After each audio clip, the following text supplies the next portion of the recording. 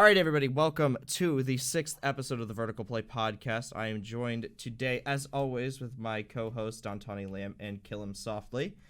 And today, we are going to be discussing a couple things. We are in a bit of a transitional period between, Siege news, where things are coming out, but they're mostly related to Invitational. We have a couple things releasing for that mid-season patch, which we went over last week. So this week, what we're going to be doing, so we're going to kind of go into a deep dive of the Pro League, what everything's looking like there, and kind of get opinions going into the Invitational, considering that's just a couple weeks away. And then we're going to go over the win deltas that they put in the balancing notes. They always do these like for the midseason reinforcements. So we're going to go over those win deltas, the ban rates, and everything like that. And then after that, we had a very interesting listener question, kind of basically creating our own roadmaps for fixes in Siege for Year 5. So we're going to go over that last. So that's kind of the order of things. As far as jumping straight into Pro League, does anybody have any opening opinions, things that you guys would like to get off your chest right away? TSM looks stupid good. Yeah, that's all I gotta say. And we can talk more about that as we go along, I guess. But yeah, that's. Do you guys have any region you would like to start with? We can start with NA. I mean that's the one that I watched the most of. Really, would be NA. Yeah. Okay, we'll start with NA. I definitely watched NA and EU the most. APAC and LATAM I haven't really watched that much, but I've seen a little bit of it. But yeah, EU and North America is pretty much what I'm familiar with. Yeah. And it's hard to watch everything, especially since they have the new format. There's so many damn games, which is good. I like it, but it's also, I mean, you can't watch every game and work a full-time job or have a life. Right. I'm like, who's watching? I don't know if y'all know about this, but they've been pretty good about uploading each match on YouTube. So I have gone back and caught that on YouTube, which is still though. What I'm gonna suggest to you guys has been super helpful for me. Is Siege GG uploads clip playbacks. So instead of like a 50-minute video, it's like a 13-minute video of the highlights of the rounds, and then it usually covers the interview as well. So those have been really helpful for me in keeping up. Okay. Yeah. All right, I'll check those out. Yeah. Yeah, but let's go over NA. What's you guys' opinions on things going on right now? I think the NA shuffle was definitely a good thing. For some. Because well, and I was gonna say, I think it was a good thing as far as like there really isn't anything stale anymore. Like teams may not be doing as good as like people like want them to be, but I think like even in your case, like for EG, like they're not playing good, but they have a new roster, and when they are playing like the games that I've caught, like they don't seem to be like just completely oblivious. It just seems like there's like some team dynamic that they're like working on, and I think that's good. I think that like I said, I think the shuffle like helps kind of keep things fresh in Pro League, because I mean if G2 is the top team every year, like what that tells me is that there's nothing like new coming in. Like there's nobody that's coming in and getting better than that team, that one team that's like always at the top.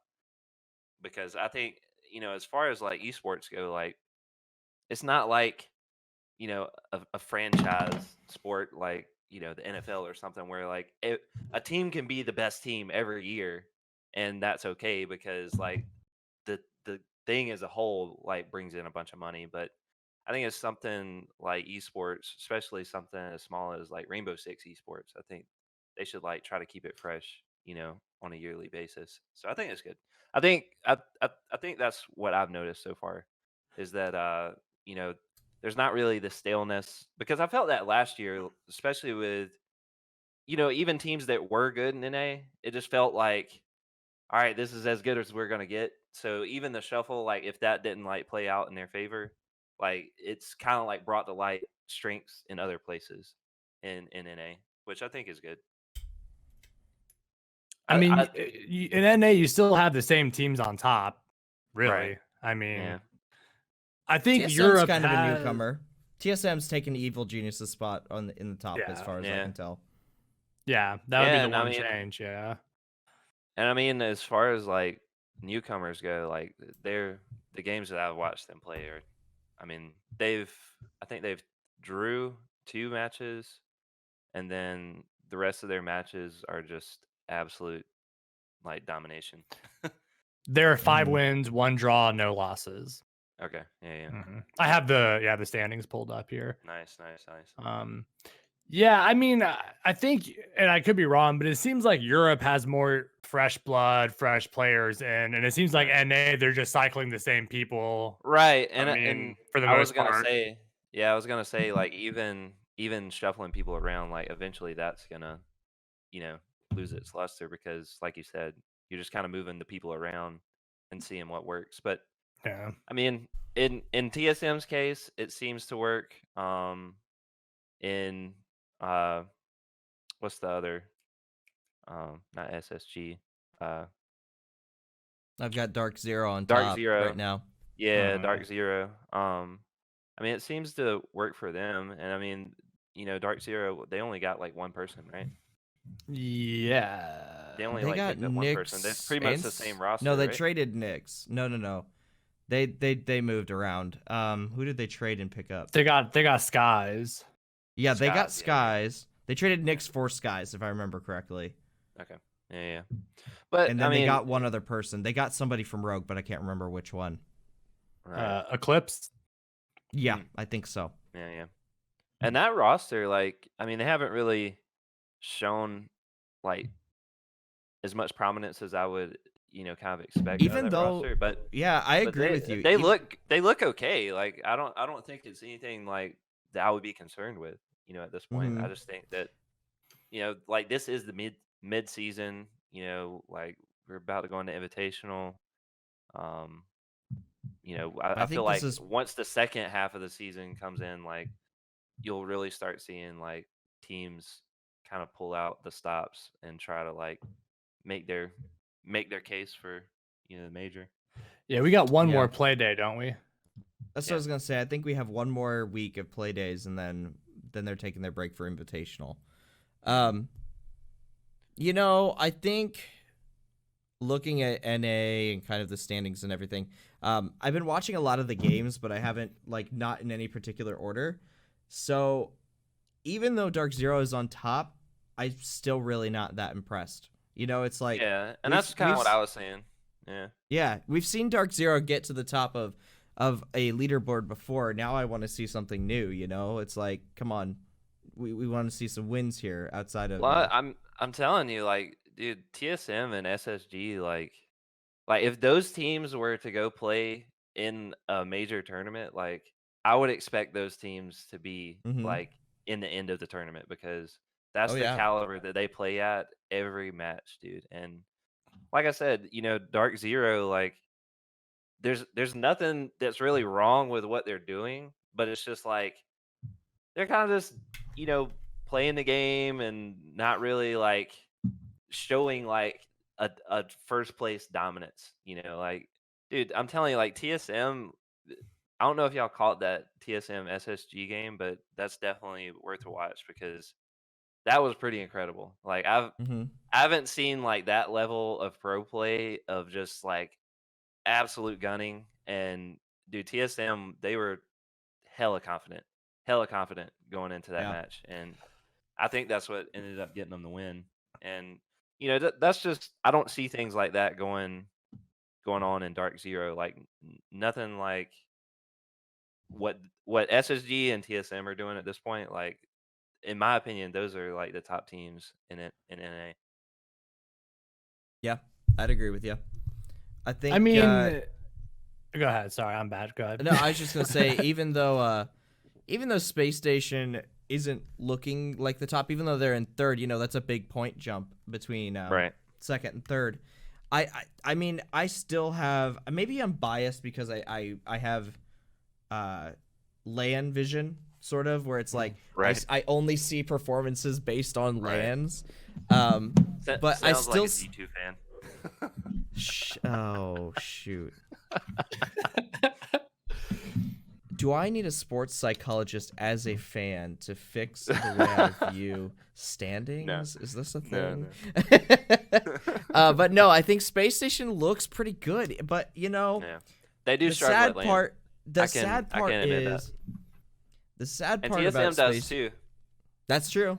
But I mean, they win stuff too. So does Space Station. I mean, they're both looking better at LAN events, if you ask me. Yeah. But the thing is, Space Station has always kind of had that thing where it's like they're gonna surprise you out of the gate at a LAN event, even though they're a middling team. And that 10 is about the score you'd expect from Space Station in past seasons right now. There's nothing changed.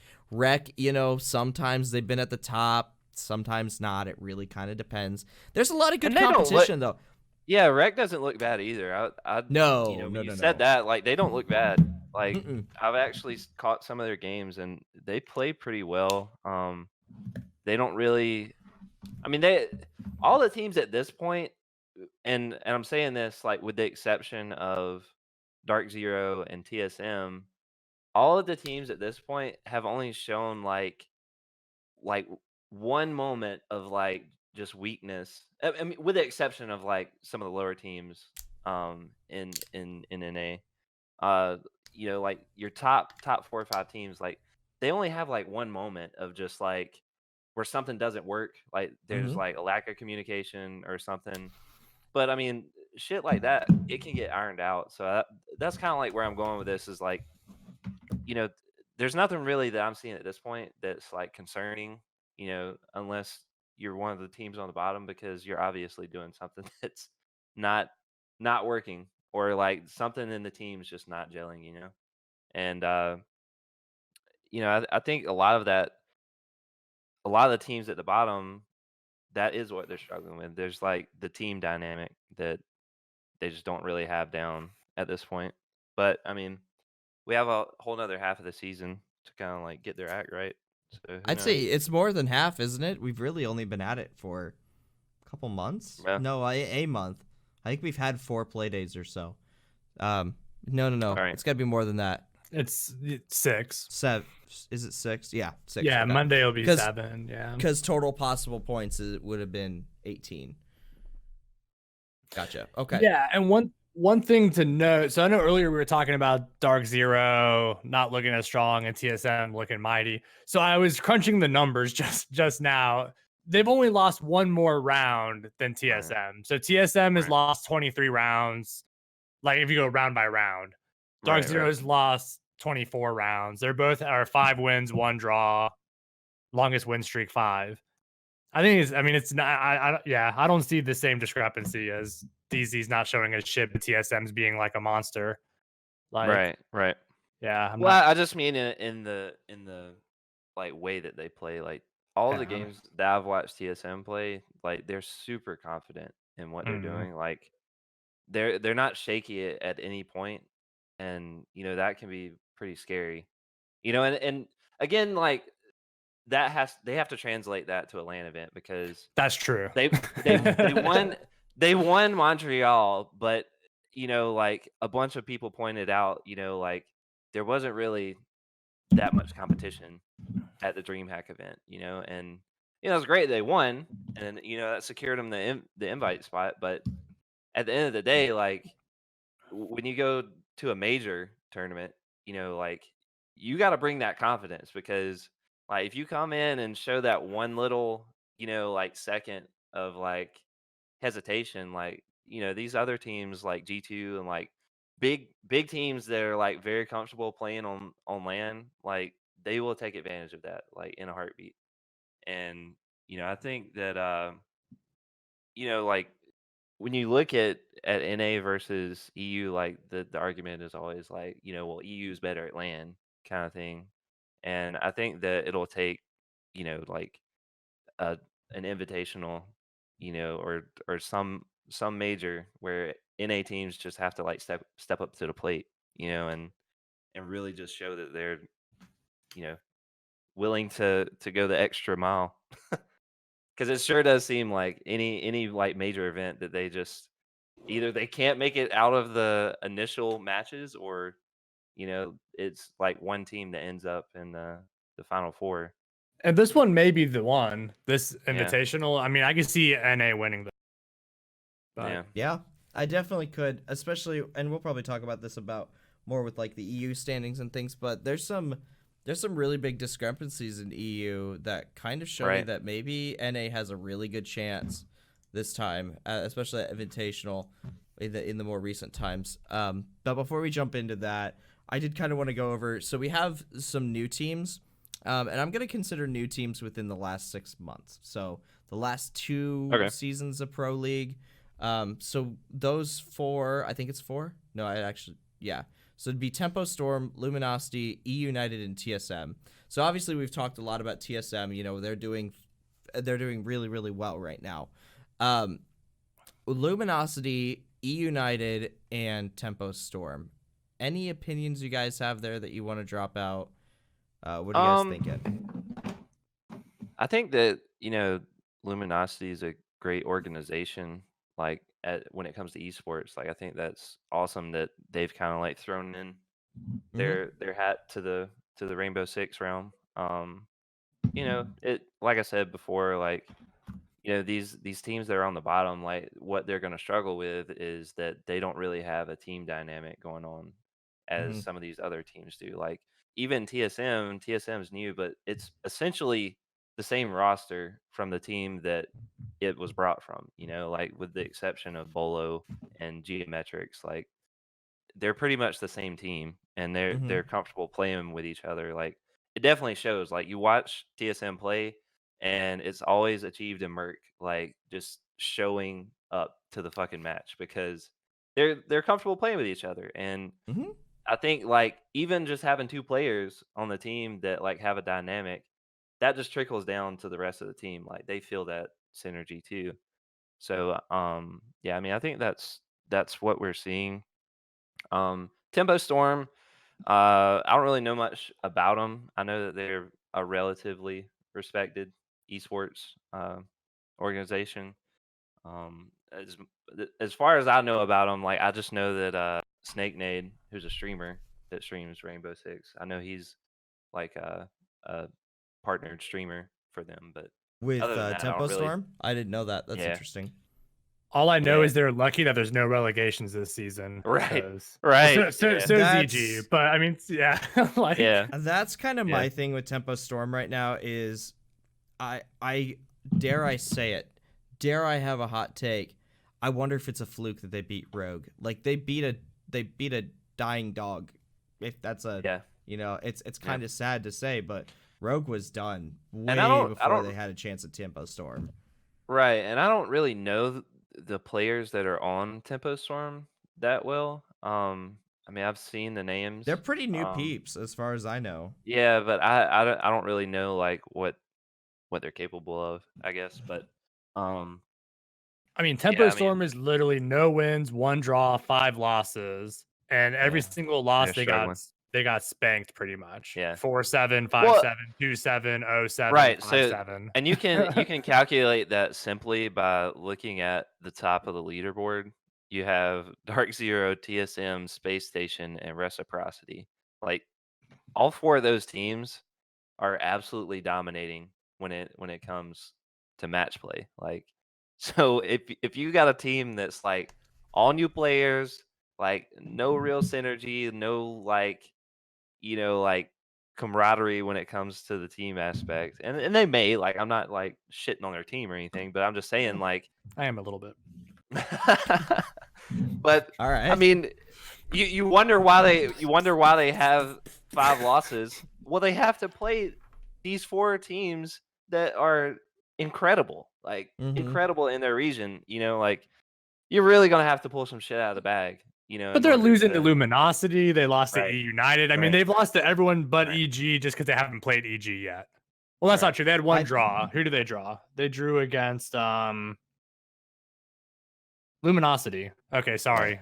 I think it's fair to say that what you guys were saying, what Don was saying, you know, it is okay to kind of crap on them a little, because that's this is like Sisu Red Devils level of bad is what we're looking at right now. Like it's It's not good. And yeah, I wonder, and I kind of thought this even back when they won against Rogue, and they had one of the players on the flank, Veli's podcast, and they were, they had one of the players, and I was like, this is a really, like, I don't know if this team is ready to play with the big dogs, because like going from Challenger League that season especially, going from Challenger League into Pro League is a huge gap, and it may not necessarily show all the time. But and they struggled. Gap. They struggled in Challenger League too. I watched some of the Challenger League games with them in it, and I've seen some of the interviews with Tempo Storm, and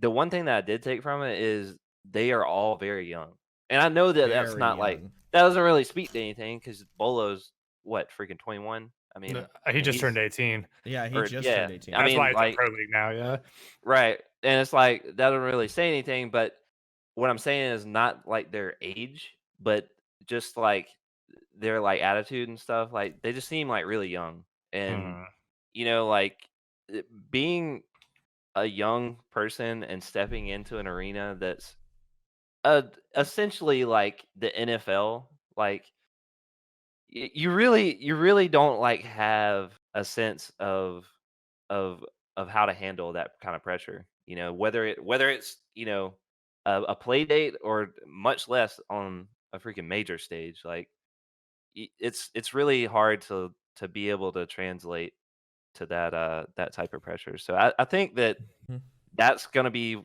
their biggest hurdle, on top of the fact that they're playing, some of the best teams in the world. Yeah. It, like you said, it's not Challenger League, so I mean, they really kind of have to step up to the plate. But I mean, that goes to say, so if they're not good enough, like if they're still like Challenger League material, who from Challenger League it could even like take that place? If that's what Rainbow's trying to do, like if it's going to be, a static set amount of teams, like how is that? Well, no one's going to get relegated this season. Right. And I don't think they've really said what the future is going to look like either, right? Like we just know there's no relegations this season, but I don't think they've said. Right. They haven't said if they're going to change the way relegations are done or anything.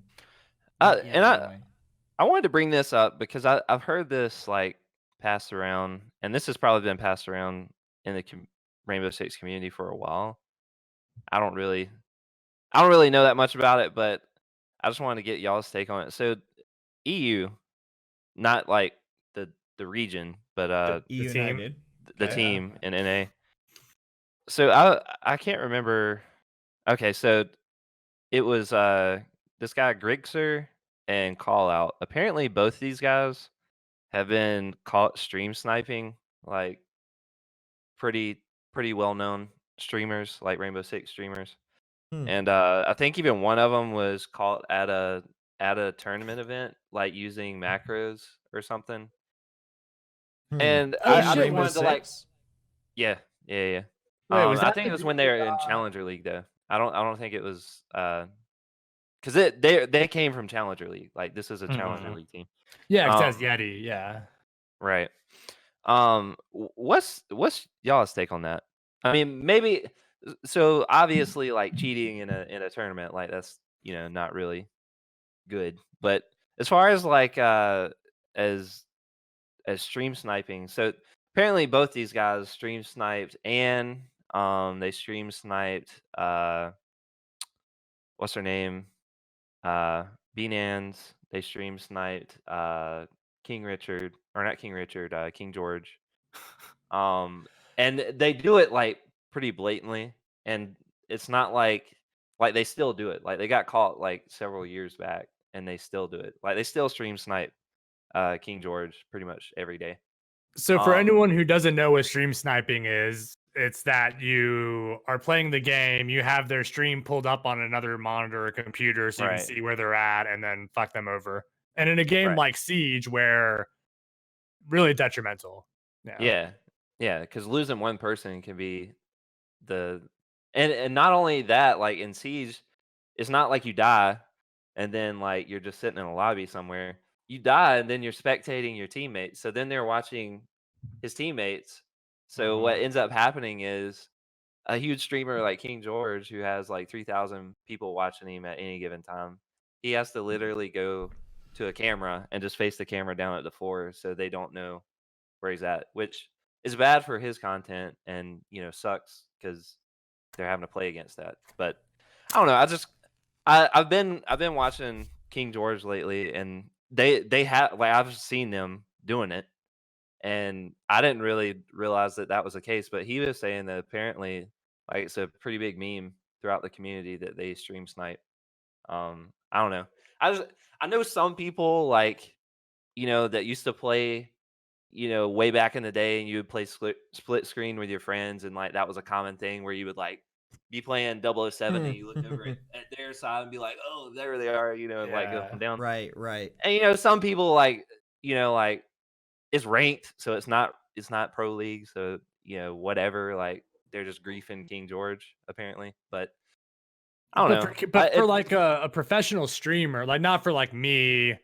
Or no offense either of you guys, but like someone who like that's all they do, they're a professional, that's they their make job. money. Yeah, you're taking money out of their pocket because it's not a good, enjoyable experience for the viewer. Right. I mean, and I think it speaks more on like ethics. Their character. Yeah. Like they're with an organization, so I mean you're essentially representing that organization, and they don't have that organization like it's not like Grixer.eu on his name. It's just Grixer. But if you know who that player is, and you know that they play on a at this point on a professional team, like they're not in Challenger League.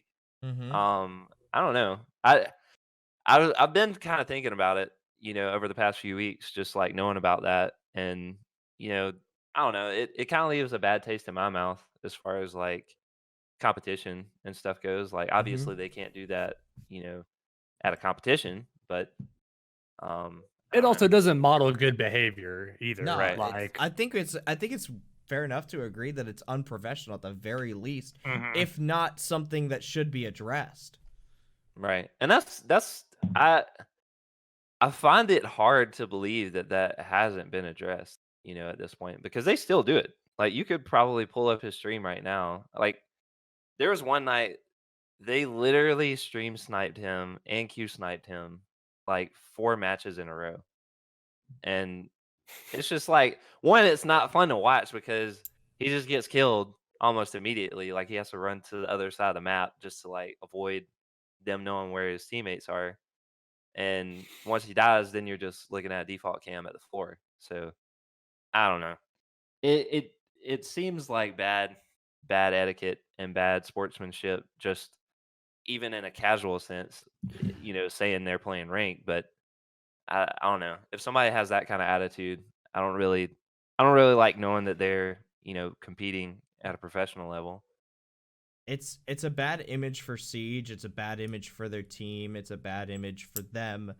It's a bad image for George. There's no one who wins in this scenario as far as a reputation standpoint.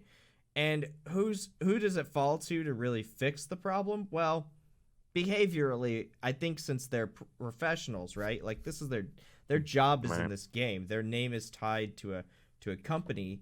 They should be answering to that company or that game when it comes to this sort of behavior. And I don't know if that it's common knowledge to the point where that their organization has to step in and say something about it, or if it's just common knowledge where everybody knows about it and maybe their organization knows about it, but it's like not to the point yet where they feel the need to kind of like step in and make a statement about well, it. Depending on the contract, the org may not have a lot of power. So like I don't know if their contracts are so in depth that they have like at morality clauses, you know what I mean? Like I don't know if their contracts are that in depth. I mean, clearly if they cheated at like during a tournament, or pro league or something, clearly then it'd be different. But like just on their free time stream sniping, I mean, it's a bad look. Wait, isn't Call Out the same dude that did that good night in chat and got shat on by Merc? Probably. I think so, yeah. It was one of the ones on E United, I know that. Well, that's what I'm saying. Like they're they're obviously not the best sportsmen. So I don't know. I just I thought I'd bring that up because I thought it was kind of an interesting thing. Because I mean, right now they're sitting in the middle of the pack at number 5, but Yeah. I mean they're pretty far from number 4. I think this is just a testament of how much Ubisoft needs to look at, or Yeah, the like Siege even your pro developers need to league look teams at, are toxic. yeah. Well, they need to look at like streamer settings, like an ability to scramble your Yeah. name, and maybe or something. Or just say, or do like Fortnite where it just says like the character, like Ash died, or Smoke died, and it doesn't say the person's name. You know? Yeah, that's a good one. I was thinking something, an idea, maybe, and maybe even other games could use this. A hotkey to starting a match, right? Where it's like, instead of having to put your cursor up, hit start match, which is when most people are able to stream like snipe from. Q snipe. Yeah. Yeah, that's where they're Q sniping from. If there was like a hotkey where you just press it, and there's no way they'd be able to get in the lobby. Also, another thing is a streamer mode where if you're streaming, it doesn't necessarily show that you've started queuing for a match. Things like that would definitely be helpful. I'm hoping that their excitement about year 5 entails some good things like that. But I'm not that optimistic. I'm trying so hard not to be hyped. To not be as hyped as I am, because I am extremely excited for what because there's so many casters that are saying you guys are gonna love this next season. You guys are gonna love what's coming. And that does bode well, because I mean, I think in general, like the only people that are kind of like putting the clown face on and trying to act like everything okay is just Ubisoft. Like even the casters and everybody else, like they're pretty blatant about the things that they see wrong and the things that they should think that Ubisoft should work on. So I think it does bode well that they are hyping it up and telling us that's true. that they're optimistic about it. But again, I'll save my final judgment for when I see what they're doing. No, I think year 5 is going to be awesome. I don't know if we're going to get some of the changes that we're going to be talking about later, but I have heard content-wise this year is going to be something big. Yeah. I don't know any specifics. Like no one's told me specifically things except for that like hype factor. Like, dude, season 2 apparently is going to be nuts, is what I've heard. And like, I hope that like all of the hype isn't built on the fact that they're going to introduce a battle pass. Like I hope that's not what they're. I don't think it is now. Right, because I hope they're not like, oh, like y'all better be ready. Like this is gonna blow your minds. It's like, well, you've already told us that there's gonna be a battle pass, and games are already doing that way better than you're doing it anyway. So yeah, and more successfully. So I don't know. I don't know if that's something to get me hyped about Rainbow. It's not for me, but I mean, I'll participate, but I'm not like. It's not gonna make me like more invested into the game, kind of thing. Do we want to talk about EU? Because I know, I mean, I could go on for a while about EG and the Saras, but it's not really anything that's worthwhile. So we can move on. Just a good thing there's no relegations, and I can't anymore say Gotcha is undefeated in pro play on EG. I can't say that anymore. So that's sorry, we've stolen that from you. It's okay. The only guarantees in life are change, death, and taxes. So it's okay. Right. So this is what we have in EU. We got Empire at the top with a 3-point lead. Not a surprise. Right. Because I mean they're Empire. They're Russian machine. They're really, really fucking good. Then we have Rogue and BDS with 10 points, and then Vitality with 9, and G2 with 9, and then Chaos, and then Forza, and then Navi. And that's the current standings. Yeah, I mean Empire.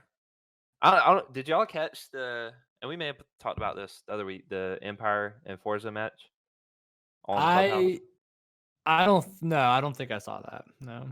Oh my god. I probably did see it. If anything, go back and watch the last 2 rounds of that, because that was incredible.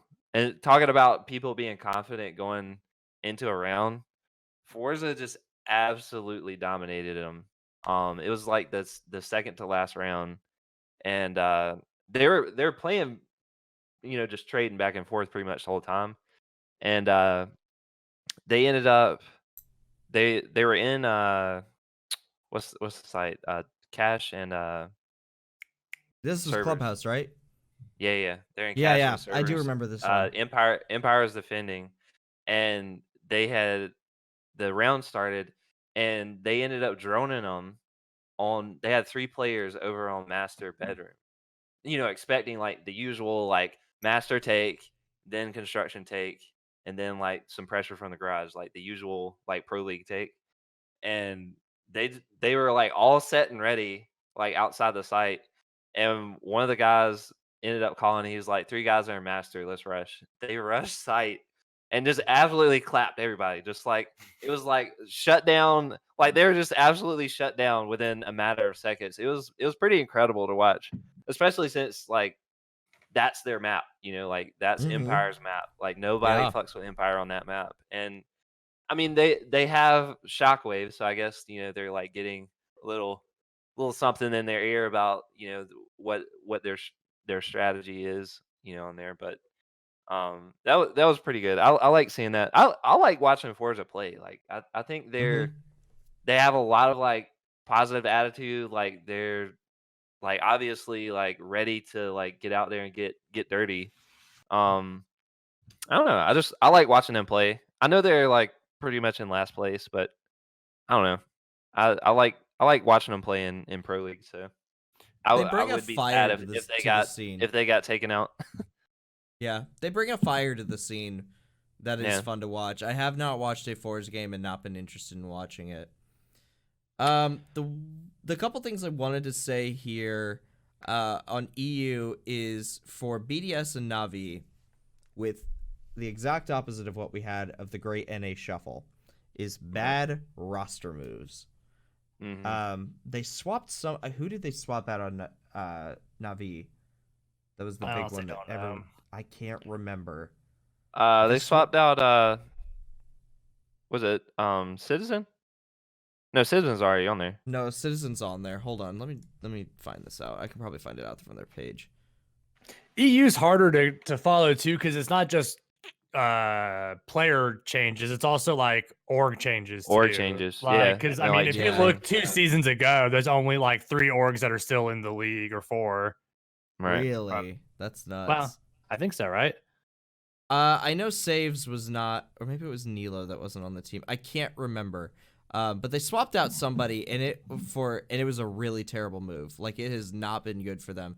This Na'Vi that we have in last place right now is not the Na'Vi that won Japan, and it really wasn't. And that makes me sad, because like, if it's not G2 for me, it's Na'Vi. Like they were really fun to watch. I really liked watching Citizen. I like Doki. I like Pi. I think they're all really cool. Oh, that's people. who it was. Doki's not playing. What?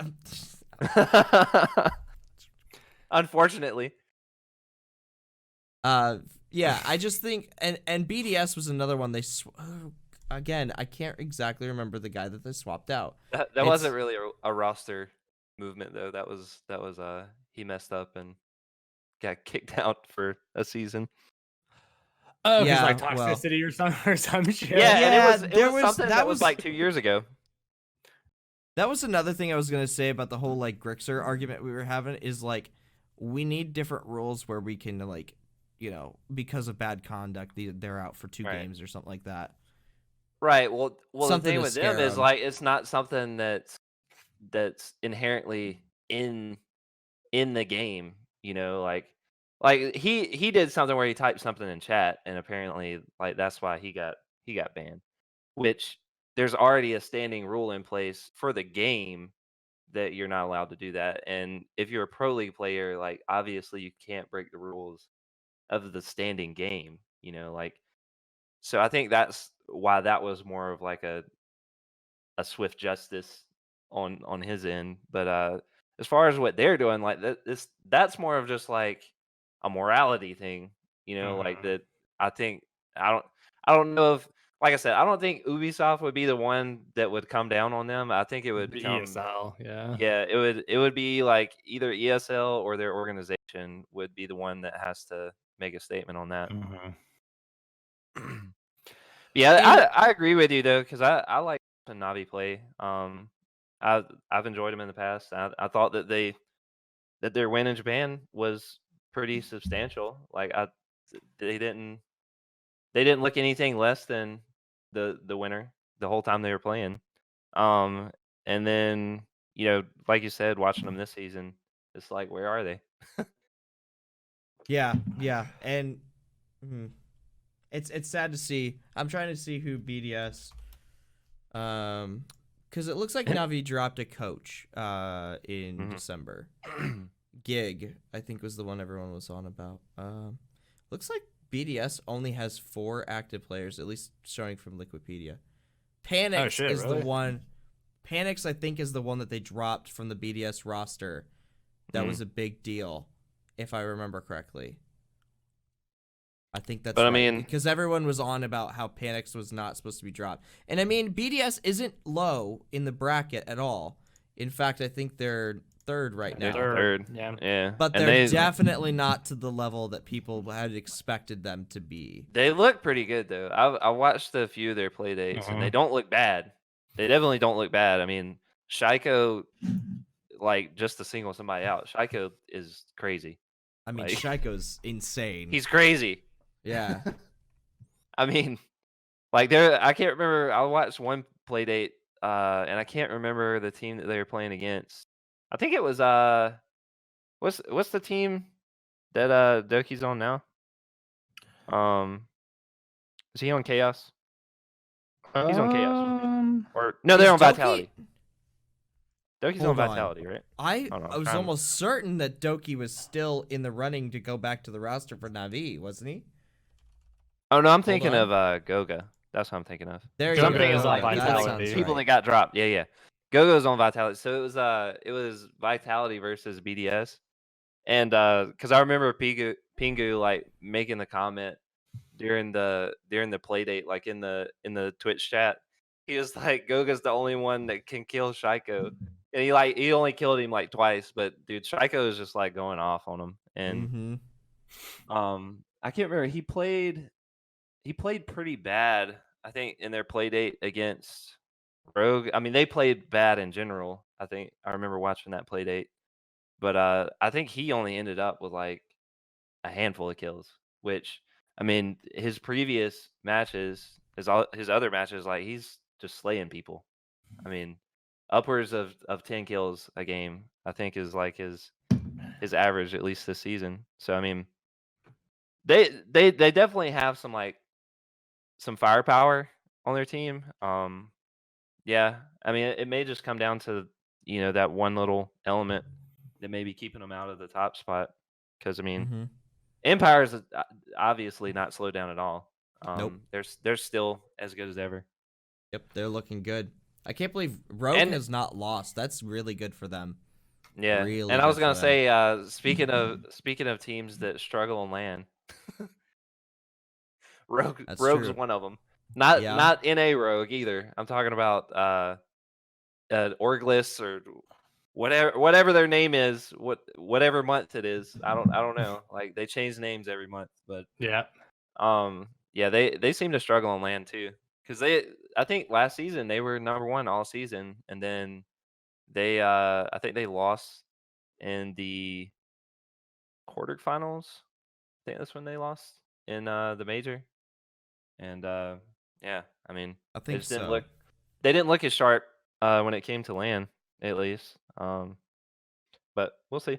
I mean, they look phenomenal so far on all the play dates. Hicks, Rise, Aces, Corey. I've made sure to catch their games just because of last season, them being really good, and then I want to see like if they can actually like make a run for it, with G2 kind of struggling with their issues. I'd like to have at least one team in EU contest Empire, because I mean at this point I don't think BDS could beat them. I mean, even with them running at top performance, I don't think they could beat them. Which one of the old Giants roster that's now Rogue moved to was it E United that picked up one of them? There was one guy from EU that a team in NA picked up recently. I know Sonic's picked up. Well, they picked up someone from EU or two people from EU. Yeah, two people from the Sisu roster. There was another one that they picked up, but I can't remember. It wasn't Sonics. It was like EU United or something. Here, I can check that. Well, they have. I know EU United has.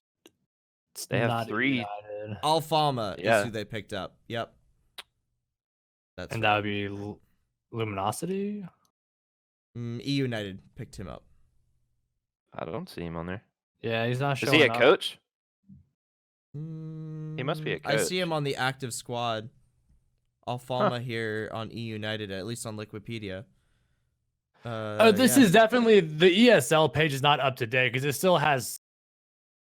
Yeah, it must not. Yeah. I'm looking on Wikipedia for that sort of information. I did notice that the ESL page was in bad shape. So. Yeah. Yeah, that's what I was looking at too. I was looking at the ESL page. If you guys are looking for information, don't use the ESL page. It is not up to date. So, there's that. Okay, go back to this roster here. Anything else you guys want to say about EU? I guess we should probably talk about G2 a little bit. And look, I'm a soften the blow, okay? G2 does not look bad. No. They do not look bad by any sense. Okay? They do not look bad. They are no. And Pingu said this perfectly. He said, "Look, guys, you have a team that's like the best team in the world. Eventually, other teams are gonna work to get as good as you and get better than you. So the amount that you as the best team in the world can like get better is like very like small compared to these other teams. Like they can take like leaps and bounds as far as like getting better." I don't think he likes playing Siege anymore anyway, if I'm being honest with you. If you watch his streams, I don't think he enjoys it. I watched his stream on Friday and it was just I watched 2 hours of it when I was at work. Don't tell my boss. But like they don't give a shit. But I was watching it and like honestly, like it was 2 hours of him just bitching the entire time about like what sucks, what this game's not fun anymore outside of Pro League. I don't think he likes it. Well, and I think they're also kind of trying to drive home the point to Ubisoft that hey, like you need like if you want the game to be competitive in a casual like sense, like not Pro League, play or whatever, just in a casual sense, like with ranked play or whatever, like they really need to like overhaul the way that the game works as far as like matchmaking and obviously addressing like the cheating and stuff like that because I mean I don't know anything about it, but apparently like anybody that is high enough to be in Champion League or whatever or the champion like status, like they say that the majority of it is cheaters and like it has done nothing but exacerbate the need or the want for people to cheat or do it at all costs to be able to get champion rank or whatever. And I think that again that just speaks to the toxic nature of Siege's community in general. Sadly. And Ubisoft has taken some directions to address like toxicity, like with the friendly fire, like rebound or whatever, like all that stuff. I mean, I think that's a step in the right direction, but the game's almost 5 years old at this point. It's like, well, when are you actually gonna like really Operation Health this bitch on a toxicity standpoint? Like when are we going to overhaul this to make it more enjoyable for the people that don't want to be toxic, and in turn will make the game less toxic even for the people that are toxic, because all that does is just it makes more people come in that are toxic, like kind of how Call of Duty is. Call of Duty is toxic because that whole community's just embraced the fact that it's toxic. I think that if Ubisoft really makes a statement about that and makes some efforts to try to, I mean, you're not going to be able to get rid of it, but you can at least make some efforts to make it not worth their while. or not fun on the toxic people's end. I think we'll have less of it, which will make more people want to play the game. I like what you said about a operation health of toxicity. I think that's really good. Like I said, I think what would go a long way is helping content creators, because if you start losing them, you're gonna start losing a big chunk of the audience. Because and there's not that many. There's not that many Rainbow Six content creators out there. I think probably we're losing some of them. Like compared to other games, at least, there's not that many out there. When's the last time you saw Tuxbird upload a video? And he brought in a huge audience, right? I'm gonna look it up right now. The last time he's posted a video, but it's been. When was the last time you saw Shroud play Rainbow Six Siege? That's true. He's been playing Tarkov lately. And I know pretty much any game that he hops on. I mean, he's got 40,000 people watching him. So and he's always very blatant about what he likes and dislikes about games. So 3 weeks ago is when he put out his when Tuxbird put out his last mainline video. He has a best of 2019 he put out a week ago, but I don't really count that. So I don't know. There's a lot of these people that are complaining about it too. Right. Yeah, I mean, pretty much all the streams that I go into are kind of mimicking what you're saying that Pingu was saying. Even like Macy J, like King George. King George is always kind of angry anyway, but Macy J I mean, Macy J is literally the angel of the streaming content creation community, and I just hate watching him struggle with people being toxic on his channel because of Siege, and him dealing with toxicity playing the game. And you can see he gets bummed out on it sometimes too, and he even admits Siege is his favorite game, he loves playing it, but he just the game sometimes makes it not fun for him, and the community makes it not fun for him. Yeah, I actually saw him raise his voice and yell the other day when I was watching his stream, and I was shocked. I know, I was like, holy shit. He did, yeah, I know. He was angry at something? Yeah, it was a teammate he was angry at. Yeah, he yelled something like this, fucking Jaeger! And I was like, whoa, shit. I don't think I've ever seen him do that before. Yeah, this was you definitely don't want to be the Jaeger in that situation. It was last Monday, maybe, or Tuesday. Yeah. It makes me very sad. Macy especially, King George, Pengu. Oh yeah, some people that. Them getting toxic, or them getting on those sort of people. Sometimes I don't like that it happens, but sometimes it's you kind of deserve that. Yeah, dude, King George all the time. You fucking idiot. Oh, yeah, that's just, I understand that a lot of people really like these content creators, and Jack he loves these content creators, but I have such a hard time watching them because of how salty they get, and I've never really dealt with trash talk very well, so maybe that's part of it. But that's why I've always loved Macy, and it bums me out that he gets bummed out, because I'm no, not Macy. That's what I was leading up to, is that it almost hits harder when Macy is saying, man, this is really tough. It's you feel that in a way that you wouldn't normally. Usually when he gets stream sniped, he doesn't even he doesn't make a big deal about it. King George sit there the whole time these fucking stream snipers, these little bitches, he just talks about the whole time.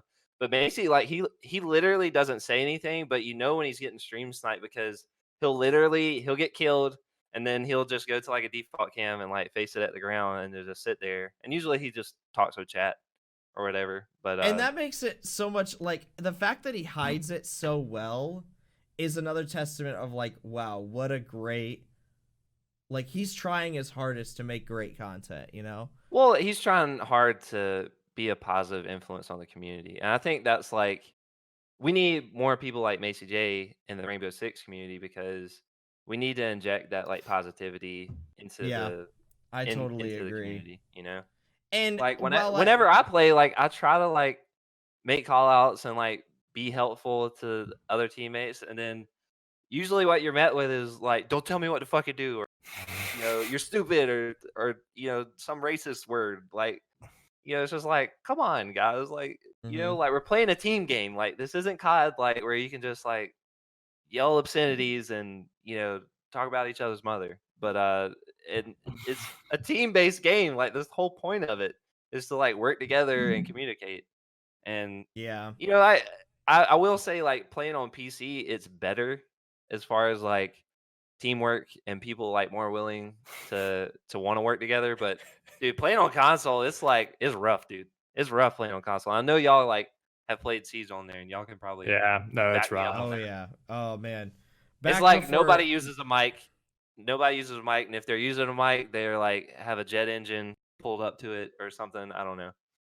I don't know if Don, do you remember back? I don't know when Siege probably first came out. The first couple of years, it was before Xbox overhauled their banning system for like all games, like just across the board. Microsoft Just like reporting decided people on reporting Xbox Live. people meant a lot more. It used to be, Xbox said, yeah, you could report a message, it might count, it might not. But Xbox used to be a cesspool for people like your mom's such blah blah blah and all this stuff, right?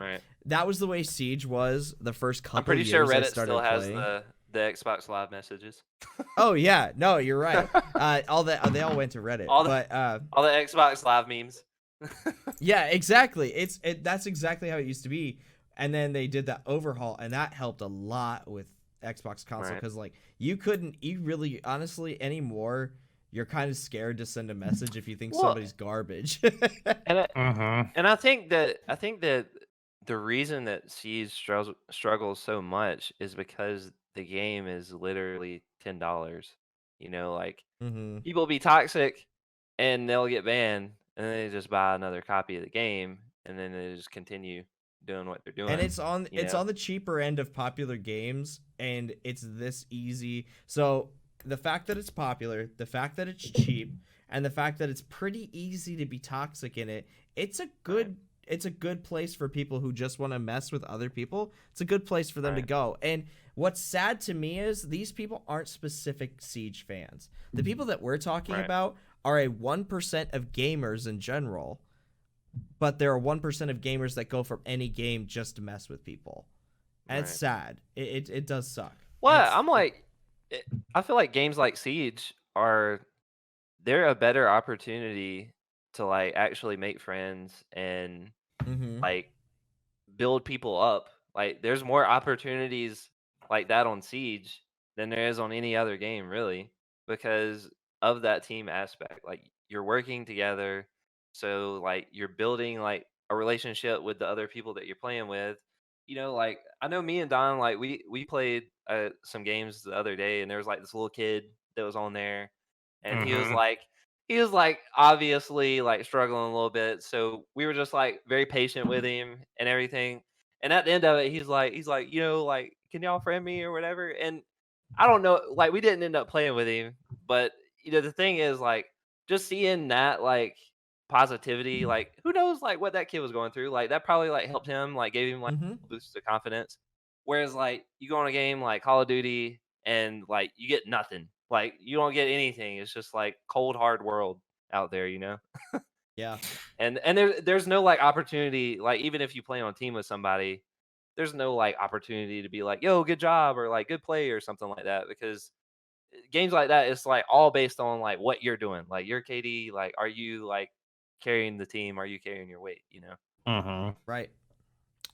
I don't know. I think Siege is very unique in that, but yeah. I do agree. Okay. Anything you guys want to say about APAC or LATAM? Personally, on my perspective, the only thing I can say is I've watched a couple Liquid games. They're looking good. But besides that, I really haven't watched too much of those regions to even Dude, speak honestly, on I would haven't say watched like any. the top 4 teams all look pretty good. Like FaZe and Liba 2 points, but I've caught all 4 of these teams. I've caught at least one play date of theirs, even if it was like them playing each other, and they don't look bad. Like it looks like the usual like LATAM, stuff we're used to, where they're crazy wild. Like they're just so fast when they play, man. Like they're fun as hell. They play matches so to aggressive. watch. And that's what I'm saying. Like I think that kind of play is like good for Pro League. whereas like NA and EU, like they're strictly based off of like executing certain things. And like the SSG TSM match, there was one attack where SSG was attacking, and literally it was like a 2-minute standoff at the top of White Stairs on Coastline, and Bolo was sitting inside of luggage with Vigil, and then they had a Mozzie like drone at the top of the stairs, and they literally spent 2 minutes trying to figure out like how we get this drone up here, how do we figure out where they're at, and then like every time they would try to figure out how to get around the Mozzie drone, Bolo would flick on his like Vigil thing, so they'd be like, oh shit, like Vigil's there. So it was just like literally 2 minutes of them like staring off on the stairs. I'm like, this is kind of boring, and like all of those matches end up boiling down to the last 30 seconds where everybody just like descends upon the site and everybody starts dying, and that can be fun to watch too. But watching in Latin America, dude, they're just like, people are like flying out of the map, like people are, like, yeah, it's like, it's crazy. It's like watching like the circus acrobats, like just flying around, dude. I think it's good for Pro League just because of it, like brings some kind of fresh air. To the I'd agree. gameplay. And it is. I haven't nice watched any Latin America except for that one match where there was sound, so the casters had to do the audio. Oh, that was little. Oh yeah, like, I did see that. I was watching that. Funny. Yeah, I was like, this is gonna be on funny. Twitter here in a minute. And it was. Yeah. I was like, give these men some awards. Give them a raise. Give them a raise. Yeah. I haven't watched any APAC either, to be honest. APAC shows they do their play days weird too. They do like back-to-back matches, right? Like their whole like format's different. Well, they I guess because they're on the other side of the world, they have to like. I guess they're trying to like capture some of the other world audience too. But I assume that they're playing like while people in that region would be able to watch. Because that's what they do with the other regions. It's difficult for me to watch it because it's like as I'm getting ready for work, APAC is on, so I might watch a couple rounds, but that's about all I can. Yeah, I haven't caught any of them. I don't get up early enough. Me either. All right, let's go ahead and throw ourselves into these win deltas and ban rate graphs here. Don posted them up in our Twitter. Yeah, I got it pulled up. All right, I have the defender one. Anybody have any opinions here? I think there's a big one that we all know. There's somebody who's escaping. He seems to be escaping. Whammy did not fail his job, by the way. I know that was a meme on Twitter that they posted this and they were like, Whammy, you failed your job. You didn't. Whammy's filing for unemployment. Right. But I'm like, honestly, man, like he's in the middle of the pack, and on any time these graphs come out, the operators there in the middle of the graph are usually the most balanced and like the most useful operators for a team. So you've got Mute, you got Cade, you got Visual, you got Whammy, you got Pulse, Alibi, and then Maestro is like a little bit skewed over to the right. And Mozzie is still, I would throw in that. Area. Yeah. I mean, all of those operators are like very essential, when it comes to holding site and on a lot of sites. Like, I'd say Vigil less so. Yeah, Vigil's more of just like, I think he is. I think he's on that point in the graph just because, I don't really see him played that often. He probably gets played in higher ranks just because people don't. I think he plays. Doesn't really matter. I think he plays in that. He's where he is purely because of his gun. His gun is the second. Right. It's the best or third best on defense. Well, it has the best damage. Hello, sir. Alda, sir. Yeah, but I'm saying his K1A has better damage drop off than any other gun, so he can literally like snipe people across the map with it. Yeah, so I think that's where like fragging potential comes into play there. Right. The thing that really like stands out to me, well, this kind of surprised me. I just noticed this. Smoke is really low. He's picked a lot, but he is not used very well, and I find that interesting. I do consider Smoke more one of those. He is a high skill cap operator. He takes a lot of practice to get good at, especially the SMG-11. He takes a lot of practice to be useful for the team. I think that's more accurate because you can be good at smoke and not be useful for your team. You know? True. Like you Totally can agree. run around with an SMG-11 and be a god, but you may not be helping your team doing what the purpose of smoke is denying plant and, you know, essentially wasting the attacker's time. You know, like you could be the best smoke player ever and not get any kills. You know, but that's not necessarily what people are interested in on CS. That's true. Don, what do you think? Anything? I mean, I think the obvious is Jaeger, like you were talking about earlier. I mean, he's all like where the way fuck out is he there. going? I think mean, the theory that I subscribe to as far as Jaeger goes is, well, Mai is very good, and he does do a good job of being the replacement for Jaeger. But Jaeger has been in the game for 5 years. He is a top of the line. He's been here the whole time. He's been a great operator from day one. I just don't think the name Jaeger has worn off yet, you know? I think that's what we're dealing with. I don't think Wamai is failing his job. I think he's exactly where he should be as a good alternative, as a secondary. You know, he still has a lot of really good utility to bring to the table and can be played alongside Jaeger very, very well. So I just think that Jaeger's such a play and people know him so well. Yeah.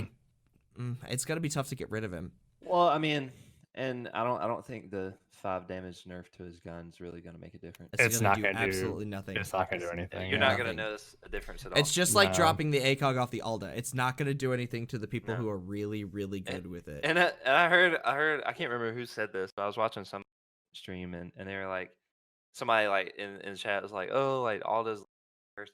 And he's like, bro, watch what happens. They're going to take the ACOG off this thing and people are going to be even better with that gun because they're not going to be like have tunnel vision with the ACOG anymore. The freaking hollow sight. They're just going to be snapping your heads off with it. I've already switched over to the hollow just to get used to, just to get ready for when. That's fair. Dude, when he first came out, that's all I used on him. I never used the ACOG on him. I didn't like it. I like the hollow. The ACOG is a bit tough. If you're first playing Maestro, it takes a little bit of time to get used to that ACOG. Because his gun has a very unique way of kicking in the sense that there's so many bullets coming out at the same time that you have to like it's almost like Buck's gun, except Buck's feels a little meatier than the Alda does. Just the way that the recoil bounces with Buck's feels weightier. But the Alda does take a little bit of practice. Well, the rate of fire is, I think the rate of fire is more on the Alda too, so that probably has something to do with it. That's true. So. That's true. I was surprised to see Goyo as low as he is, but that could just be because no one knows how the fuck to use him yet. I still think, you know, this is so funny because we were waiting. I think all of us said we were waiting for Pro League to show us how to play Goyo, and I really don't think they've shown us yet. Yeah, I haven't seen anything. I've seen him play him, but my guess is they don't want to show too much until Invitational. It's a new operator in the system. Saving strats. Yeah, to an extent, it's not necessarily like saving strats in the sense that we're not gonna pull this out until the moment it's needed. It's more like this is a new operator. No one knows how each other is playing it besides like maybe one like type of play with him. We're gonna save this specific gameplay of Goyo for this event. Not necessarily. Even like speaking on that, like. I haven't seen Coconut Bra put out anything about it. Interesting. And he's kind of That's an interesting point. Like, you know what I mean? Like, I haven't seen any content creators put anything out on him yet either. So maybe that's where he's at. Maybe he really is useless. Yeah. Maybe that's where he's at, man. All the way down here. That's true. Next to Warden. Yeah. Yikes. In Castle. Yikes. Oh, I didn't even notice Tachanka there. There he is at the very bottom. Yeah, Tachanka's off the graph also. He's getting his rework. Well, we're not. He's gonna get the rework. It's gonna happen. They can act like it's not gonna happen as much as they want to. It's happening. We know it's happening. Only other takeaway I have is just Legion Valkyrie. Yeah. Clearly Legion needs some sort of nerf. And I mean, they kind of alluded to that in the same post with these. So, well, Yeah, I Legion like will that get they his. actually spelled out why it is that people are calling for it. Like they didn't flat out say he's annoying. They like spelled out why he was. They're like, yeah, he's like he does damage with his gadget. He's an information out with his gadget. Like they're visible, solid they're ass annoying. gun. Yeah, he's got a really good gun. He's got impact nades. Like he's an extremely good operator. And I saw I can't remember if it was in Taro or who it was. They said that what if they nerfed him by just giving him 3 Legion mines like at all at the beginning of round. Like he doesn't accumulate them. I think that was So he only flanked. has 3. It was Oh, was it flanked. get flanked? It was flanked. Yeah. Yep. And he was making the argument because Ella has 3 Ella mines, and nobody would argue that like Legion's things are any like weaker than Ella mines. So, like if he had 3 of them at the start, like Ella does. I like the like idea. even Give him trade. 4 or 5. Really? I think Ella plays a different. Legion is a 2-speed 2 armor. He doesn't move around near as quickly. His guns aren't necessarily. They're good, but they're not set to the same way. Yeah, but Ella doesn't. From... Ella doesn't have impact nades either, and her guns like not anymore. Yeah. arguably worse than his gun. Well, so. The original intent of Ella was to be like a fragger. I mean, when she first came out, she was a Jaeger alternative, but obviously that's not the way it is anymore. But I'm kind of thinking like Legion is meant to set up a site more. Ella is meant for kind of the same way, but almost more of a selfish. Legion helps the entire team. Ella does with her Grismont, but the way that you can play her to set it up and her kit and things tell kind of a different story. I don't know. What if it was what if he still like built him over time, but they just like absolutely nerfed how many he has? That's only 4 or 5. How many? Well, how many does he have right now? He's 7. got 7. Mm-hmm. Yeah. It's a lot. I mean, honestly, I think 4 that should be enough to like. Yeah. Because here's the thing. On that 4 here's the too. thing. Like, you're not the only operator on the team. Like making the argument like, oh, I need to be able to like cover all these angles. It's like you're not the only freaking operator. No, like, you don't. Work with your team. Like that's the whole point of the game. Use some barbed wire. Right. I feel like operators like that, they just devalue team play. Like he can literally just sit on site, not have to listen to any call outs or anything. OBS crash. Oh no. Ruh-roh. Technical difficulties. I saw one suggestion, letting people still plant the diffuser even if they have a. Like I feel like there's lots of possibilities that you could do to nerf Legion. I mean, it's just what they want to go with. Or if Finka countered him. I know that like people originally thought that she was going to be able to do that, and that's not the case. He actually counters her. Like he counters Finka. Like weird. You don't get the Finka boost if you have a Legion mine stuck in your leg. I think that's true. Yeah. Interesting, because that's weird. Because like Echo's ability, you can just cancel out with Finka. That's super weird. I think a Legion will get his time. I think it's coming. He'll get his version of what happened to Ella, and then he'll be weak. You're gonna get what's coming for you. It's gonna happen. So, all right, let's move on to attackers. A very different looking graph. What's your guys' impressions here? Much more balanced. I mean, if you look at the spread, it seems a lot more centralized along that like. But is that speaking on the fact that usually defenders have the advantage in general? So like win percentage is usually favored towards defenders. I mean, but if you look at the graph, it looks like I'm not sure because the win percentage. So like to be it looks variable because you have a lot above and below for the defenders. Right. Attackers seem to be more centralized along that 0%. You do have some outliers, obviously, like Callie's way down there. Yeah. Core Ross was saying that that's happened actually consistently with new operators, especially attackers, that they'll sit pretty low until people know how to play them. Right. I don't know if she's ever going to be. Well, I mean, she's a Thatcher alternative. That's what she exists to be. Right. And I think if she's going to be Thatcher alternative, then she needs some kind of option as far as being able to enter the building, you know? Yeah, like, that primary is rough. Yeah, sitting outside with a sniper is great. A decent sight. Yeah, give it a red dot or something. That would definitely help. That help. Honestly, the situation with Dokkaebi right now. I think Dokkaebi's very strong. I don't think that she's a weak operator, but I think her secondary options are garbage. See, the SMG-12 is bad. I hate games that force vertical recoil, and so there's some guns in Call of Duty right now in Modern Warfare that do that, and I hate that. I understand so the base gun here is going to have vertical recoil. Give me a chance to like control it somehow. With the C75, with the the SMG-12 and Ella's gun, it literally jumps around like this to the point where I'm going to miss somebody's head if I have good aim. That's dumb. Stop that.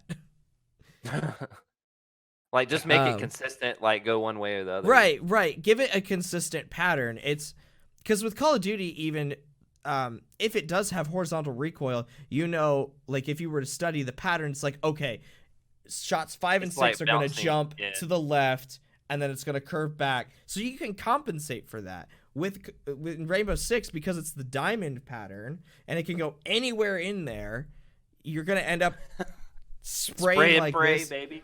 I don't know if you've looked at Core Ross did a side-by-side of what the test server and the live build of Ella's gun looks like. Completely different. You're looking at a horizontal plane versus a very vertical plane in the case. Like, it still kicks to the side, which is, that's fine. I understand that guns do that, but give me give us a chance to be able to control it. Right. Because with Ella, especially poor console players. Yeah, and they don't stand a chance. The Scorpion is useless on console. Yeah, the Scorpion is so useless on console. I expected Jackal to be a lot higher on the win delta, not the presence, but the win delta. For as much as he's banned, and we'll get there. I think that's because he is banned. Where is but his presence is still like 60%. Now, does presence factor in ban rate? I'm not sure. That's a good question. Yeah. I can't imagine it does. With the amount of times with the amount of matches he's banned here, like I don't think I saw him played at all. There's no way he's been played 60% of the time. No way. Yeah, I don't know. So maybe presence is banned/played. Like, how often does he show up in a match? Well, we have to remember this is platinum and above on PC, so true. Maybe they're not. I do see that they don't ban him that often. Well, we're gonna get to the ban, dude. Like, according to the same platinum and PC, he's banned 70% of the time. That's still a huge number. So how does that work? He's banned 70% of the time, but his presence is 60%. See, that's why I feel like it works. It works 60% of the time every time. Maybe it's when he's not banned. Maybe it's when he's not banned. He's picked 60% of the time. Okay. Yeah. Maybe. Yeah. Math. I think the thing with attackers here is I think what we have is some very overpowered defenders and some arguably underpowered attackers is the issue that we're running into. Defenders, I think, okay, this is going to sound terrible, but I think defenders are easy to make. I think defenders are easier operators to make for the game. Attackers I think it's are easier to make them overpowered. Yeah. It's easier to give them a good kit that will be helpful, and it's easier to make attackers with you think you got cool things like Kali instant downs. That should be overpowered, but when you actually put it into application in the game, I think the one thing is, like, whenever a new attacker gets announced, invariably, like, everybody's like, "Oh, this is gonna be so OP. This is OP." They said it about Kali, they knock, and look, they're not even good at all. Two of the worst. Like, two of the worst. Yeah, they're not even good. And then you've got operators like Goyo and Whammy, who and Goyo's like stats probably don't show that, but I mean, I've played with him and he's actually pretty good. Like having a 2-speed, 2 armor vector running around the map with C4, like it's pretty nice. Like I have to say, like it's pretty nice. And then on top of that, you know, being able to deny, you know, people into the site, kind of like a la Smoke, you know, with the shields and stuff. I think if people play more like that, you might get more use out of him. But well, and the shield wastes utility because the attacker either Right. has to risk getting They gotta killed do or they're something. going to have to waste their utility to get rid of the shield, and then they've lost 15 seconds while they wait for the fire to burn out. I mean, right. it seems Yeah. like he'd be Right. really good. I don't know. The other And thing that jumps out. Sorry, go ahead. You go. Well, I was gonna say, and the fact that unlike Smoke, where Smoke like has to be there to be able to like, you know, push back on the attackers, like he can just like put the shields in a door and then run a map and roam, and then the teammates in the site can you know shoot the shields. Yeah. So I mean, he's kind of a little more multi-use when it comes to that aspect. Yeah. Something that jumped out at me also. Well, two things. One, I feel like Capitão's presence and Win Delta has dropped since last time. Yeah. I feel like he was higher very up good point. on both. Interesting. Also, the nerf on ADS time with shields clearly had a big impact. Look at where the shield like Blitz is down. Yeah, way down. And you know what the sad part is? I still fucking hate playing against a Blitz. I hate playing so against shield much. operators, and I don't think they're fun to play against. I don't think that shield operators have worked like they wanted them to, and I think we need to have a very serious discussion about removing them completely changing them. So here's the crazy thing. I just noticed this. So Finka and Amaru have pretty good win percentages, like in the grand scheme of things. Oh yeah. And I saw somebody talking about this on Twitter about the fact that Amaru percentage was pretty high, because you were just saying like Callie's way down here. That's pretty normal for like a new attacking operator. Well, look at Amaru. Amaru is way the hell up here compared to her. That's very true. So, but she's still picked less than 10% of the time. Right. But it's like she's picked less than 10% of the time, but she's winning apparently. And I feel like Finka's always been up there. Like if I could be wrong, but I think that's been Finka's spot. And she has a big benefit for the whole team. So the argument has always been that if you have a specific Finka strategy, you're typically working with your team when you play Finka, and so you have a much better chance of being able to you know, make that play. I think that might I could honestly see the same for Amaru, where it's like she's not necessarily very good, but if you have a certain spot where if your team is applying pressure here and you get your Amaru to go up through a hatch or into a specific window and be able to do a proper flank. Did y'all see Coconut Braw's new video? He found a spot where you can use Amaru outside of Chalet to like outside by the rocks where the garage door is. You can zip from all the way out there to the top balcony window in the living room. Like you can go from all the way down there up to the living room window and drop in, and basically be on site within 7 seconds of the round starting. That is gross. Thanks, Coconut. I'm sure I'll be seeing that sometime. Right, Chalet. But I will say, but the counter to that is just to leave the living room hatch open because you die if you fall that far. He tested it because he tested it to like drop in and shoot the hatch out and drop down. And then he tested it, and he like fell all the way down in the building. Nice. I will say that the times that I've gone up against Amaru, and she's won, it was a very specific strategy. It was something where it's like, okay, I'm going to go through. Dude, I've been caught off guard by her before. So I have too. I've seen Amaru get 4Ks. Just from like getting caught off guard, and I think that's where her ability really comes into play, is moving quickly into strategic positions and being able. And I think if you identify that defender playing like rather slow, like they're setting up slow, or like their roam presence is kind of slow, I think her being introduced into that, it kind of is the counter to that. Yeah, like that's if you can recognize, then she can really put a damper on that. Yeah. Okay. Anything else on attackers, guys? Anything else you want to put down? No. I mean, really, nothing else really jumps out at me. Okay. Well, let us go ahead. Other than the fact that the bullet nerf to the F2 didn't really do anything at all. No, No. I didn't expect it to. I really did not think it was. There's things that they do that are very small changes that really don't bring any sort of change to the game. They just I halfway think that they're just doing it to be. Now, let's see if they forget that they're complaining about it. I don't know. We'll see. Okay, moving on to the ban rates. We'll start with the defender ban rate, and I think there's a common theme between both of these graphs, and it's that sadly there are, with pick and ban in the system, there are operators that are just going to be banned no matter what, and it's going to be the same ones almost every time, and I think that's very sad to see.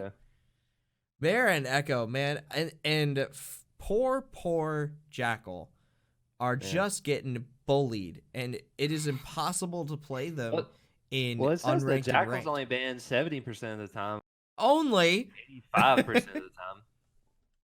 But that means you have basically no chance of playing Mirror at all in plat and above on PC.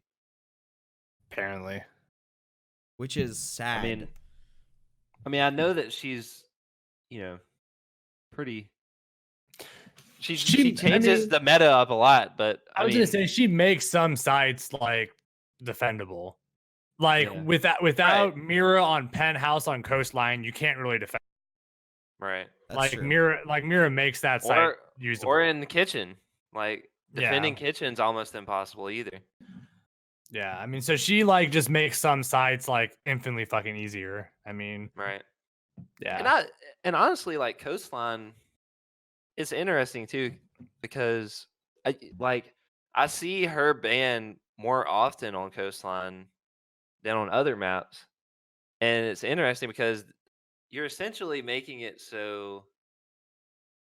Because I feel like Coastline more than most maps, it's strictly gunfight. It's not really defender or attacker sided, but it's essentially just going to come down to who can win gunfights. And I guess Mira is the pivot point to that, and saying that if she's on the map, then she's making it more defender sided and less gunfight. It's more about strategic, play and less gunfight. But there's just so many sites that it's almost like the standard setup on so many sites are built around Mira. Even when she's not taken, you still set up the same way like you would if there was one. Basement Chalet. of Oregon, Chalet, Basement of Oregon, right. Like that laundry room setup. It's always Yeah. And she makes that side. I mean, I understand why the Mira ban. Echo, I get also. I mean, I love playing both those operators because they're both really nasty, so I get it. I understand why they're banned. Echo, I think, maybe less in the platinum and above area. But Echo, I think, is a frustration ban, and Mira is a strategic ban. I can see that. Mira's just good on every site. Echo, I think, is. I've never been frustrated with Mira. If I've died from a Mira, I knew that I fucked up. Basically. Yeah, if I died from Echo or missed a plant because of Echo, I'm mad. Yeah, that's fair. Because there's very little you can do about it. There's a lot you can do about a Mira to take her to. As long as you have the right operator. Right. Yeah, true. Yeah. And they're not dead. If you don't have a Habana or something that you can take. I mean, sometimes, sometimes the Mira is hard as fuck to take out.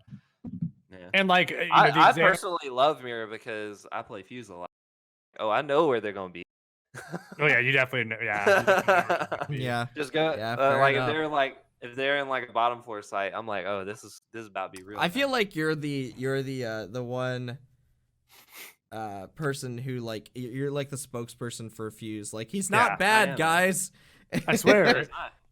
And I've seen you tear ass with him too. So Yeah, fair enough. Well, I mean, but also Tachanka has that, my highest KD on any operator. So I mean, that doesn't mean. Well, that goes back to what we were saying about Smoke. Like, Smoke looks abysmal on the chart, but if you look at any really good Smoke player, he's incredible in their hands. You know? And well, Don's and like super and I think good that's with like Smoke. what I am with Fuse. Is like I've just played him a lot, and I'm like super comfortable with him, and I know what I can and can't do with him. So I know like how to attack a site, and because I've like tried just using him specifically on all sites just to like see what I can do, like how can I affect the map. And I mean, a lot of it is just, you know, clearing sight of gadgets and shit. Like that's what I use him for the most. Yeah, kills just the bonus. I think that's really all there is to say, at least about the defense ban rates. Is all the other ones make sense. Maestro, Valkyrie, Legion, Cade. I think an interesting statistic they could give us is like ban percentages per map in ranked. That would be nice interesting to see because like a lot of these bans, it's like Valkyrie on some maps. So you leave a Valkyrie in on say Consulate or Cafe, you might as well give up if you're on the attacking team. Yeah. Not obviously not exactly, but like it gets very tough if you leave that in. Maestro on like Villa is even on the list. 1%. Capcan is a very good operator that gets passed up a lot. Capcan is my use him a lot. I love using Capcan. But Capcan is why ban him? Like there's better. That's what I'm saying. Like why? I can understand the frustration with him. How does he get banned often to even end up on here? There's a lot. I think a lot of it goes into there is a lot of PTSD that comes with like Capcan. There's a lot of operators that are that could be with like a certain team has a really good Capcan play. There are a lot of these operators on this list for bans that are obvious PTSD bans where it's like I was killed by him in some dumb way. Yeah, Legion's a really good That's point. Just PTSD because like I don't want to step on those. And then Cade's like PTSD because he's got the damn shotgun. Well, Jackal's a perfect, kind of going into the attacker graphic here. Jackal's a perfect example of that. Most people have PTSD of being tracked down by a Jackal, and no matter where you turn, he's gonna be right behind you or right in front of you. But I feel like on the offensive side though, I feel like these are more like Jackal is obviously a PTSD ban, but the rest of these are like strategic bans. Yeah, in my opinion. Maybe Monty is a PTSD one, but I mean Blackbeard, you ban Blackbeard because he's hella good. Like Thatcher's a strong ban also. Thatcher's a good ban because you're playing like a strategy like where you don't want to have to play against Thatcher. Maverick's a good ban. Nomad's a good ban if you're wanting to run out. Thermite's a good ban if you're on defense first. Callie, I don't know why she's on here.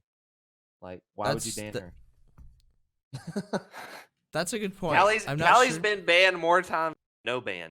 That's interesting. It's also interesting that no ban even comes on here. On there.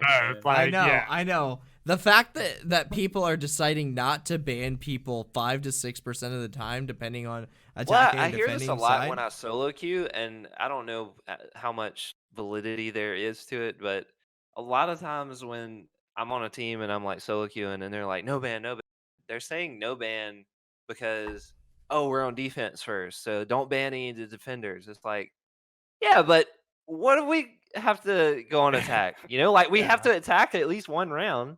Like that doesn't make any sense. We might as well ban somebody. It's the Deprecha strategy. Fucking fifth. Yeah.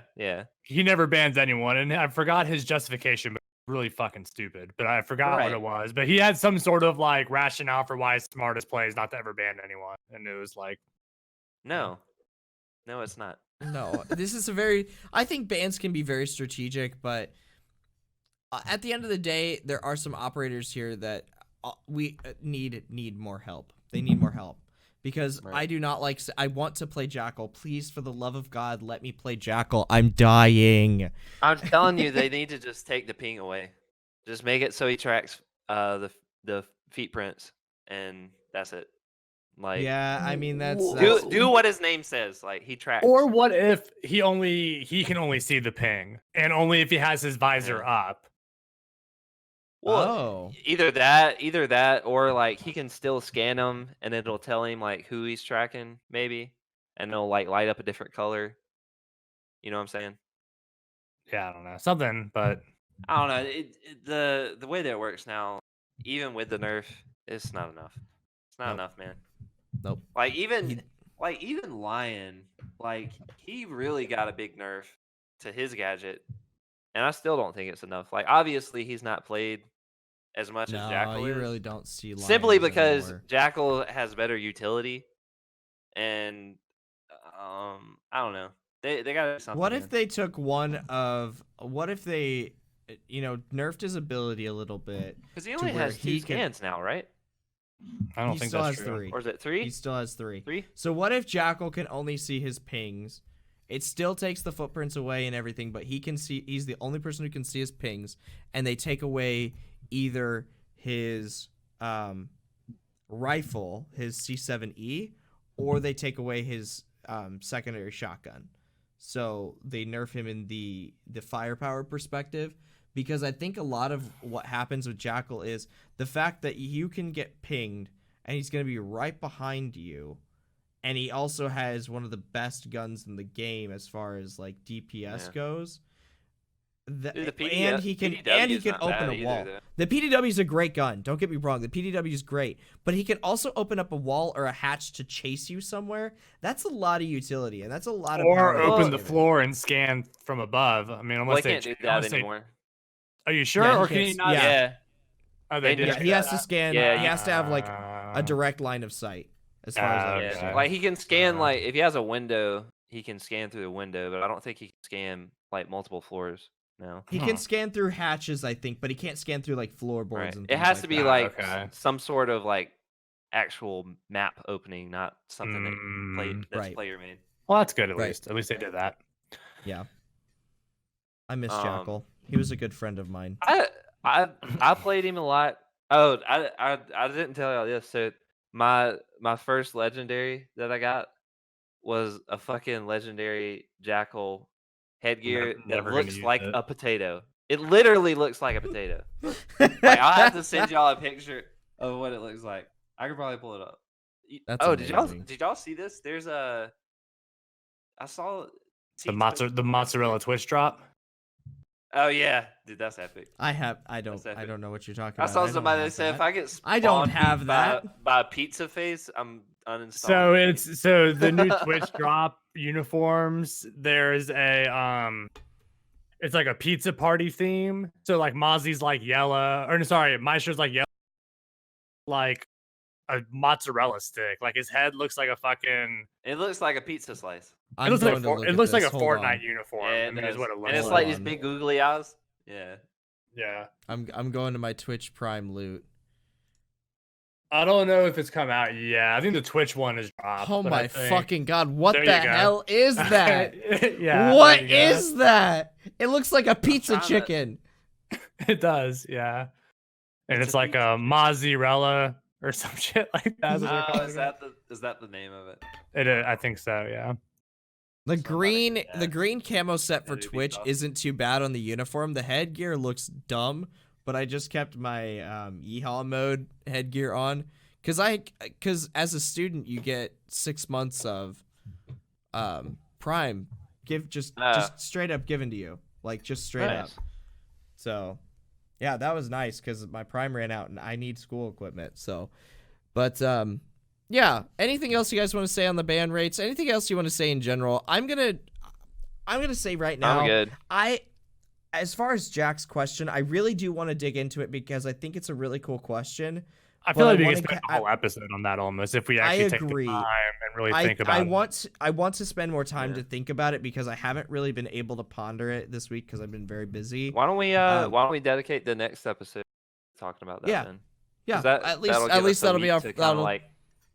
We can at least have why don't we first topic. Why don't we each like take time to sit down and come up with like a different layout that we would want to see, like if this map is like Oregon and Hereford put together, let's come up with what our vision of another iteration would be and like why that would be interesting. Yeah, or like we'll what also parts probably of a have map.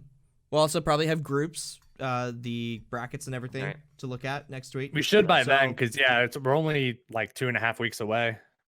Right. Yeah. 3 weeks. So let's go ahead and we can cover that next week. We'll go ahead and make that one of the segments next week.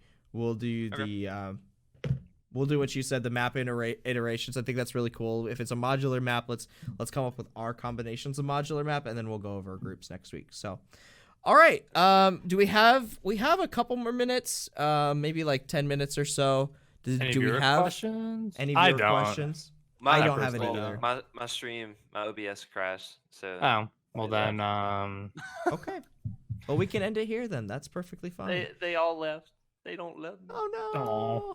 No. that works for me because I'm going to be playing some well, Siege after Frank, this anyway. Frank did say when we were talking earlier about like giving people buffs to make them better. He said that we need to give Castle a nail gun as a secondary, like a nail gun that he like Like in uses, Killing Floor 2, where they just basically Yeah. have a nail gun that dumps all its ammo at one time. That would be awesome. Just zzz. I No, don't know I- if Castle needs a buff. I feel like Castle is that, like, unless you have a specific strategy for 5 people, like you're just. I think that they could do more to give Castle a bit of individual utility. I think right now he requires that 5-person team, and I don't know of any operators specifically that require a 5-person strategy. It's Clash really just either. Castle. And Like, she's Clash, dead. maybe. Yeah, maybe Clash. yeah, maybe. But you can still at least use Clash individually. Like, the thing with Castle is you can Clash isn't going to be a detriment to your team most of the time. The way that Castle is going to be, because like if you play Castle in solo queue and you're like, I've got a really great strategy for Castle, that strategy People might just go rip it down. counter against what somebody else is going to be doing, and yeah, they just rip it Right. down and it's useless. I think we need to see more in the utility standpoint for Castle. I think what would be really cool is if Castle could put up like half walls. So he has 6 of them instead of 3, and you could decide, okay, I'm going to put this full door up, or I'm just going to put a bit at the bottom or a bit at the top where they have to either crouch through it or do something like that. That might be kind of interesting. That's essentially what a shield is. Yeah, you know? kind of like a bit of a shield. But those are better because you can see through them. The Yeah, one yeah. suggestion I heard somewhere, and I don't remember if this was like the Hot Breach podcast or where it was, but it was a suggestion like somehow your teammates can run through the castle barricades somehow.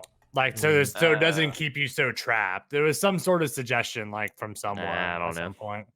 I don't think that'll work. My thing is like you don't see him played a lot in Pro League.